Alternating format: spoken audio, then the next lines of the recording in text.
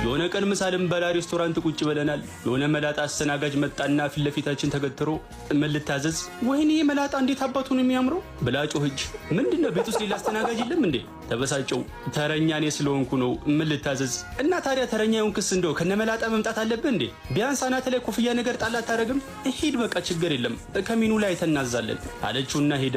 አንተ ግን ችግር ምንድነው? መላጣ ባየ ቁጥር ተበሳሽተህ ትችለዋለህ። በኋላ የግፊትና የጨጓራ ታማሚ ሆነ ቁጭ እንዳትል ነግሬሃለሁ። ራስሽ ነሽ እኮ አስሬ ዴቭ እያልሽ መላጣ እንድጠላ ያረግሽ ታውቂዋለሽ። በላ ጨቅጭቀኛውን እርቦኛል ብላ ሜኖን አነሳችና አይኗን ጠበብ አድርጋ በደንብ አልታያለኝ እኮ አንተ እንካስቲ ብላ ሜኖን ሰጠችኝ። አገኘውሽ በሚል ፊት ኮራ ብዬ ምናልባት የዳዊት መላጣ አንጸባርቆብሽ የአይንሽ ሊንስ ተነግቶ እንዳይሆን አልኳት። ወይኔ አንጸባርቆብሽ ስትል ምን ትዝ እንዳለኝ ታውቃለህ?